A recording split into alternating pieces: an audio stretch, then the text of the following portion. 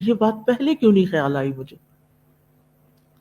تو یہ بھی اس وقت ہوتا ہے جب آپ بالکل توجہ اور خاموشی کے ساتھ، یکسوئی کے ساتھ اللہ کی عبادت میں مصروف ہوتے ہیں.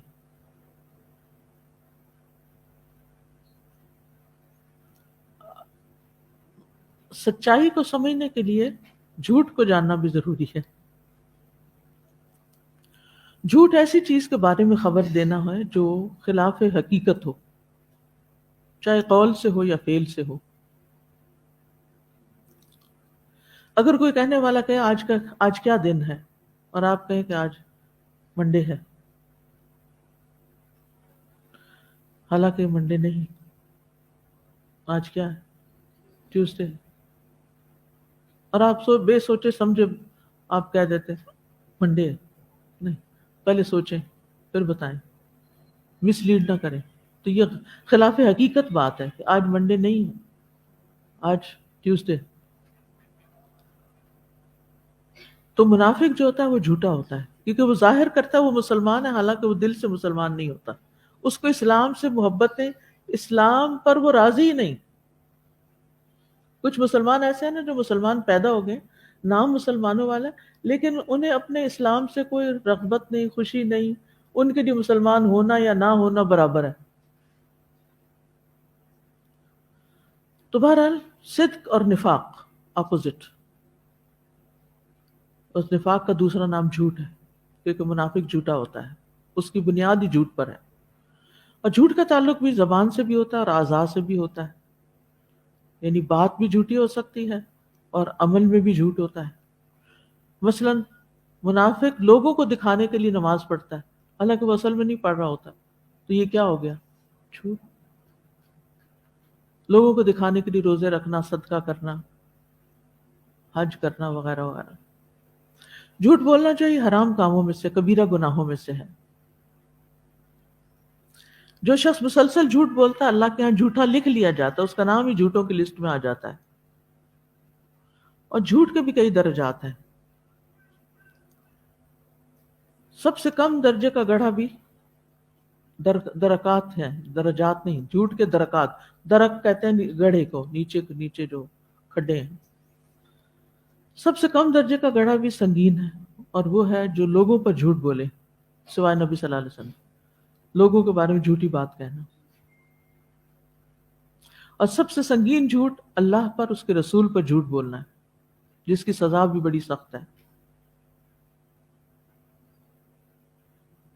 اللہ پر جھوٹ بولنا کیا ہے؟ شرک کرنا. اور نبی صلی اللہ علیہ وسلم پر جھوٹ بولنا کیسا ہے؟ آپ سے غلط بات منسوب کرنا. تو بہرحال جھوٹ جو ہے وہ ایک ناپسندیدہ چیز ہے. لوگوں کو ہنسانے کے لیے، تجسس دینے کے لیے جھوٹ بولنا بھی جھوٹ بولنا ہے. مثلا ایک کام آپ نے کرنا نہیں، لیکن دوسروں کو کہتے ہیں شاید میں یہ کام کروں، حالانکہ آپ کے بس میں ہی نہیں کرنا. تو یہ بھی جھوٹ ہوتا ہے.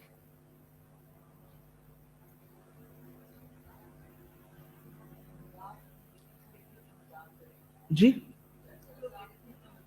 ہاں، پہلے جھوٹ بول کے پھر کہتے ہیں ہم تو مذاق کر رہے تھے. تو بہرحال ہاں جی، حالانکہ دل میں نہیں ہوتی نا وہ بات. تو جھوٹ بولنے کے بہت نقصانات ہیں.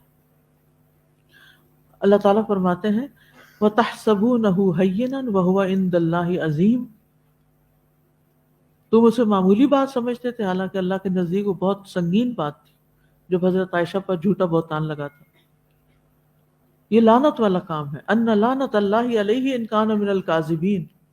بے شک اس پہ اللہ کی لعنت ہو اگر وہ جھوٹوں میں سے ہو. حضرت عائشہ کہتی ہیں کہ جھوٹ سے بڑھ کر کوئی عادت رسول اللہ صلی اللہ علیہ وسلم کے نزدیک، اور ایک روایت میں آتا ہے کہ رسول اللہ صلی اللہ علیہ وسلم کے صحابہ کے نزدیک نفرت اور بغض والی نہ تھی. اور کوئی شخص آپ کے سامنے جھوٹ بولتا تو آپ کا رویہ اس کے بارے میں بدلا رہتا، حتیٰ کہ معلوم ہو جاتا کہ اس نے توبہ کر لی. اور یہ ایمان کے منافی صفت ہے. ابو بکر رضی اللہ عنہ نے فرمایا اے لوگوں جھوٹ سے اپنے آپ کو بچاؤ، کیونکہ جھوٹ ایمان سے الگ ہے، اور پھر یہ منافقت کی علامت ہے. 4 عادتیں جس کسی میں ہوں وہ خالص منافق ہے. اور ان میں سے ایک عادت بھی ہو تو اتنا ہی نفاق ہے جب تک چھوڑ نہ دے. جب اسے امین بنایا جائے تو امانت تو خیانت کرے، بات کرے تو جھوٹ بولے، عہد کرے تو پورا نہ کرے، کسی سے لڑے تو بد کلامی کرے، بدتمیزی کرے، گالی وغیرہ دے. جھوٹ بولنے والا اگرچہ عبادت کرے پھر بھی منافق ہے. فرمایا منافق کی 3 نشانیاں ہیں، خواہ وہ نماز پڑھتا اور روزہ رکھتا اور اپنے آپ کو مسلمان سمجھتا ہو. جب بات کرے تو جھوٹ بولے، جب وعدہ کرے تو وعدہ خلافی کرے، اور جب امانت رکھوائی جائے تو خیانت کرے. یعنی اگر کسی نے کسی خاص کام کے لیے کوئی مال دیا ہے تو اس کو وہاں استعمال نہ کرے، کچھ اور کر لے. کوئی چیز رکھوائی ہے اس کے پاس تو اس کی حفاظت نہ کرے. کوئی بات کہی ہے تو اس راز کو راز نہ رکھے. ایک اور روایت میں آتا ہے 3 خصلتیں جس میں وہ منافق ہے، اگرچہ روزہ رکھے، نماز کرے اور حج اور عمرہ کرے پھر بھی منافق ہے، اور یہ کہے کہ میں مسلمان ہوں. اور وہ کیا خصلتیں ہیں؟ بات کرے تو جھوٹ بولے، وعدہ پورا نہ کرے، امانت دی جائے تو خیانت کرے. پھر حدیث میں آتا ہے کہ کسی دل میں جھوٹ اور سچ اکٹھے نہیں ہو سکتے. اسی طرح بچوں سے بھی ایسا وعدہ نہ کیا جائے جو پورا نہ کرنا ہو. صحیح بخاری کے مطابق جو شخص جھوٹی بات کرنا اور اس پر عمل کرنا اور جہالت کی باتوں کو نہیں چھوڑتا، اللہ کو اس کی کوئی ضرورت نہیں کہ وہ اپنا کھانا اور پینا چھوڑ دے. ایسے بندے کا روزہ بھی قبول نہیں. پھر یہ کہ جھوٹ بے برکتی کا باعث ہے. اگر کوئی اپنی تجارت میں جھوٹ بولتا ہے تو اس کی برکت ختم ہو جائے گی. یہ ایسا گناہ ہے جس کی سزا دنیا میں بھی ملتی ہے اور آخرت میں تو ملے گی ہی. قطع رحمی، خیانت اور جھوٹ.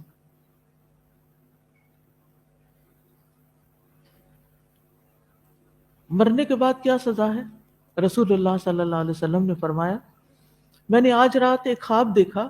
2 آدمی میرے پاس آئے، انہوں نے میرے ہاتھ تھام لیے اور مجھے ارض مقدس کی طرف لے گئے اور وہاں سے مجھے عالم بالا کی سیر کرائی. وہاں دیکھتا ہوں کہ ایک شخص تو بیٹھا ہوا ہے اور ایک شخص کھڑا ہے. اس کے ہاتھ میں لوہے کا آنکڑا تھا جسے وہ بیٹھنے والے کے جبڑے میں ڈال کے اس کے سر کے پیچھے تک چیر دیتا، ایسے کاٹ کے. پھر دوسرے جبڑے کے ساتھ بھی اسی طرح کرتا. اس دوران اس کا پہلا جبڑا صحیح حالت پہ آتا، پھر وہ پہلے کو کاٹتا، پھر جب تک دوسرا جڑ جاتا پھر دوسرے کو، اور اس کے ساتھ یہی ہو رہا تھا.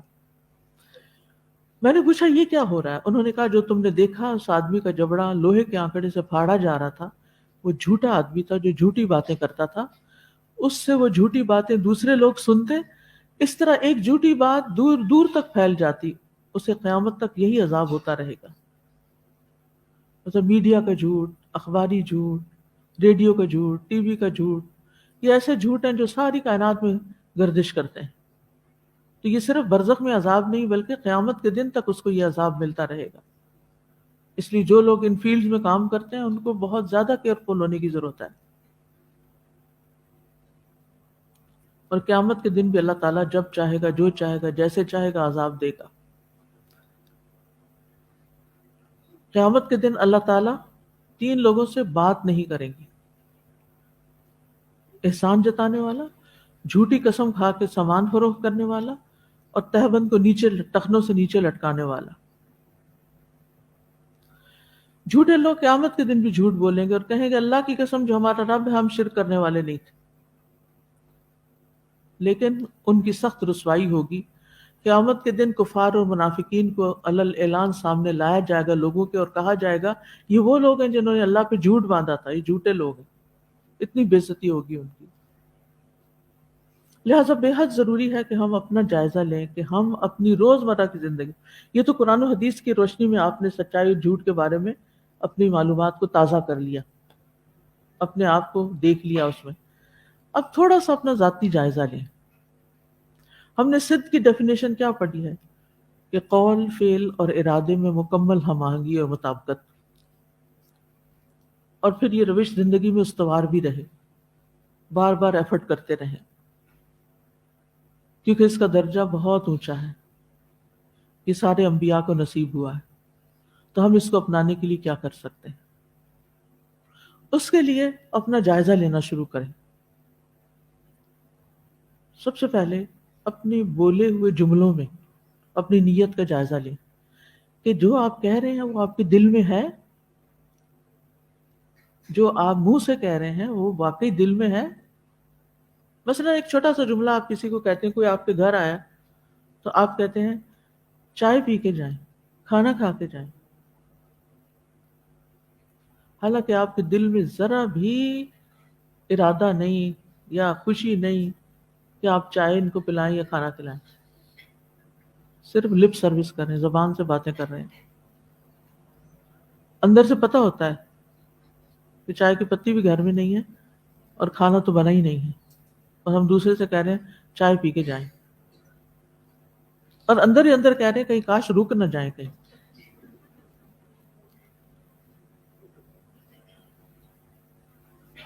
یہ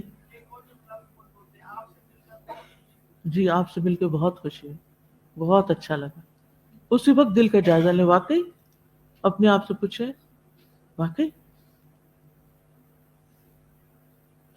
دل میں کچھ اور ہے، منہ سے کچھ اور بول رہے ہیں، یہی تو جھوٹ ہے، حقیقت کے خلاف بات کر رہے ہیں آپ.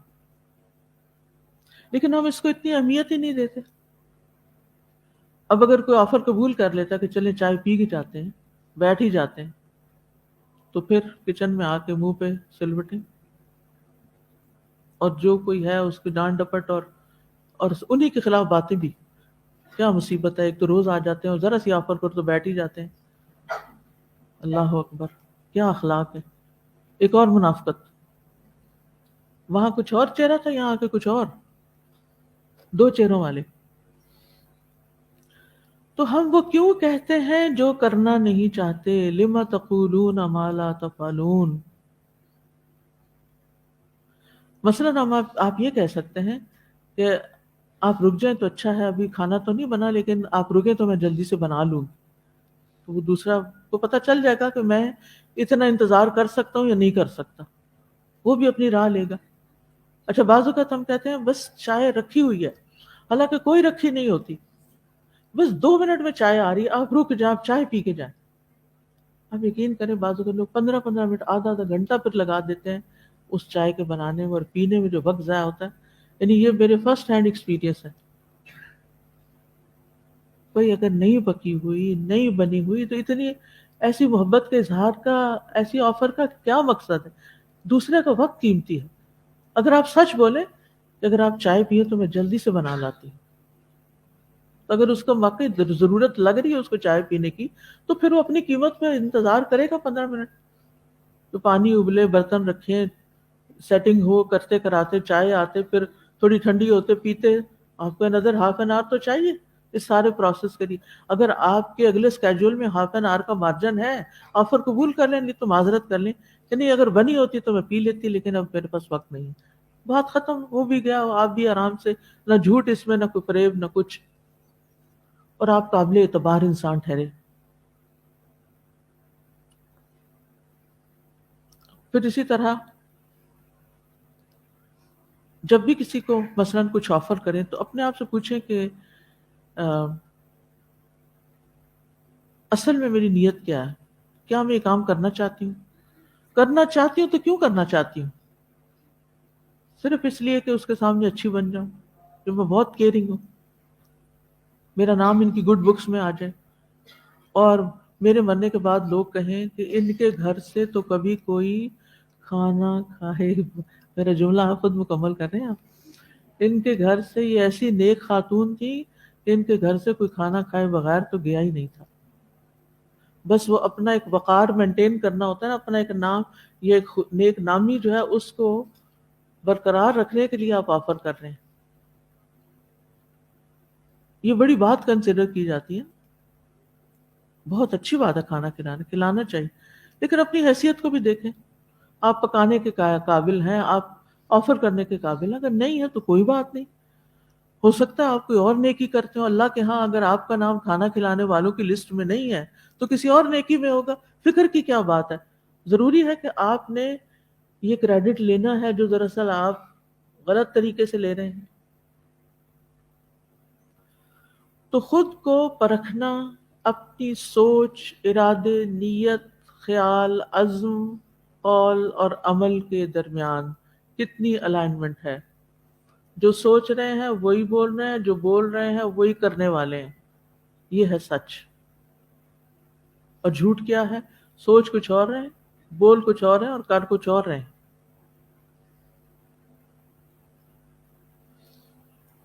اچھا اسی طرح بغیر سوچے سمجھے جو دن، ہاں جی، بس تو خود ہی بالکل. جو آپ کسی کا کیا، یعنی ایک تو گلٹ ہوگی آپ کو، دوسرا یہ ہے کہ آپ کو اپنی، یعنی آپ اپنے آپ کو ایک مصیبت میں ڈالے بیٹھے ہوں گے.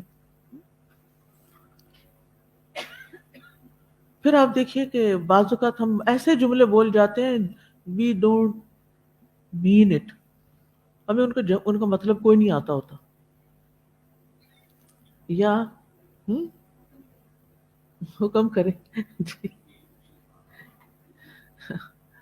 جیسے آپ کہیں گے ویسا ہی پائیں گے. وہ بندہ سر پیٹ کے رہ جائے کہ ویسا پایا کوئی نہیں. جی. پھر آپ دیکھیے ہم مثلا دن میں کہتے ہیں، بولتے ہیں بچوں کو نہیں مارنا چاہیے، ایسے بس کہہ دیتے ہیں بچوں کو نہیں مارنا چاہیے، کیونکہ یہ جملے اتنے سوشلی مورلی ایکسیپٹیبل ہیں کہ ہمیں بات کرتے ہوئے دوسروں سے ایک ویلیڈیشن مل جاتی ہے، ہم ذرا اچھا فیل کرتے ہیں کہ ہم نے بڑی اچھی بات بولی. ہم بولتے تو ہیں،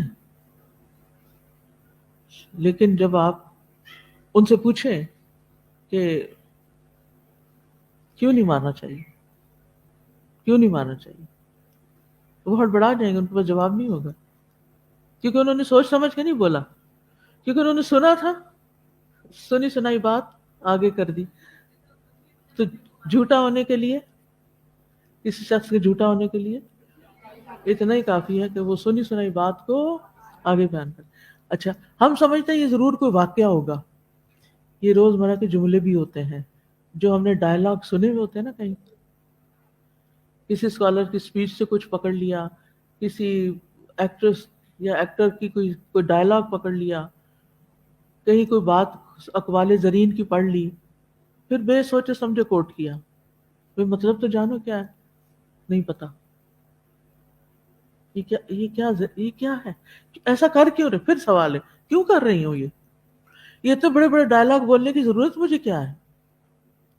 بعض لوگ تو انگلش کیا، وہ فرینچ کے ایسے لفظ بول رہے ہوتے ہیں جن کا مطلب انہیں نہیں آتا، کیونکہ وہ ٹرینڈ ہے نا، لوگ یہ لفظ بولتے ہیں تو ہمیں بھی یہ بولنا ہے.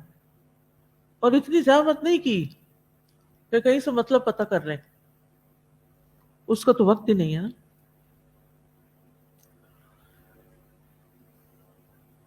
اسی طرح ہم کہہ دیتے ہیں ایمان بڑی دولت ہے، مسلمان ہونا ہمارے لیے بڑے شرف اور آنر کی بات ہے. اگر پوچھا جائے کیسے، کیسے، تو پھر کیا جواب ہوگا؟ کوئی جواب نہیں، ہڑبڑا جائیں گے. ابھی پھر کہہ کیوں رہے ہو جب تمہیں پتہ ہی نہیں کہ وہ بڑی دولت ہے؟ تو کہاں سے دولت ہے؟ دولت تو تم دنیا کے سونے چاندی کو سمجھتے ہو، اور کیا ایمان کو دولت رہے؟ اس کا یہ مطلب نہیں، کہنا نہیں چاہیے، اس کا مطلب یہ ہے کہ کہنے سے پہلے اس پہ ذرا غور بھی کر لینا چاہیے. اگر یہ غور و فکر شروع ہو جائے تو ہماری باتیں کتنی کم ہو جائیں، اور بڑے بڑے ڈائلاگ اور بڑی بڑی حکمت کی باتیں اور بڑی بڑی نصیحتیں یہ تو گنگے ہی ہو جائیں. کیونکہ ہمارا دل ساتھ نہیں دے رہا ہوتا نا، تو پھر زبان کیوں ہلائے جا رہے ہیں؟ سچے ہو جائیں.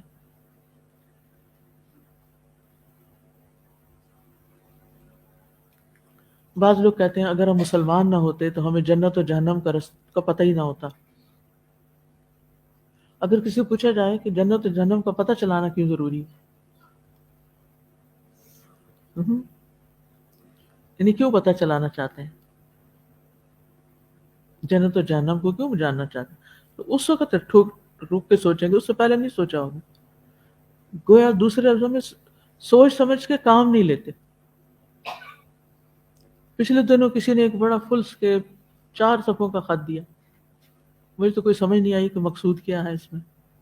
کوئی ادھر کی بات، کوئی ادھر کی، کوئی آسمان کی، کوئی زمین کی، کوئی آسمان زمین میں اس میں استعمال کر رہی ہوں میٹافوریکلی. اینڈ آف دا، یعنی خط پورا ختم ہو گیا، 4 صفحے مجھے پڑھنے پڑے، لیکن مجھے سمجھ نہیں آئی کہ کہنے والا جو کہہ رہا ہے اس کی دلیل کیا ہے. تھوڑے دن ہوئے اسی طرح کا پھر ایک خط مل گیا، لیکن مجھے سمجھ نہیں آئی کہ دین کا جو مفہوم وہ بتا رہی تھی وہ کہاں سے آیا. غور و فکر نہیں کیا نا، کہیں سے سن لیا. ایک ہوتا نا اپنا مطالعہ، آپ تو میرے دل اور نام بھی نہیں لکھا ہو مطلب مجھے پتہ بھی نہیں کون ہے، ورنہ میں بلاؤں بٹھاؤں قرآن سامنے رکھوں کہ آپ جو قرآن کی تشریح کر رہی ہیں یہ ذرا مجھے صرف اس کے لفظوں سے بتا دیں کہاں سے یہ باتیں آئیں. تو کچھ لوگ صرف سنی سنائی باتیں کر رہے ہوتے ہیں، کہیں سے کوئی جذباتی سی اسپیچ سن لی، کہیں سے کوئی من گھڑت سی قسم کی بات دین کے بارے میں سن لی، اور پھر اس کے اوپر بنیاد بنا کے ایک نیا فلسفہ گھڑ لیا. اپنی ہر بات کی دلیل اور بنیاد قرآن و سنت کو بنائیں، صرف اسکالرز کے لیکچرز کو نہیں بنائیں. دلائل لائیں، غور کریں، کویسچن کریں، کیوں، وائے، کیسے. کیا صحابہ کی زندگی میں یہ سب تھا؟ انہوں نے دین کا یہی مفہوم لیا تھا، یا دین اسی لیے نازل ہوا؟ پیغمبروں کی دعوت کیا تھی؟ پیغمبروں نے جب لوگوں کو اللہ کی طرف بلایا تو سب سے پہلے کس چیز کی دعوت دی؟ اور پھر عبادت کا مفہوم کیا ہے، اور عبادت میں کیا کیا چیزیں شامل ہیں؟ آپ سارے دین کا نقشہ ہی بدلنا چاہتے ہیں.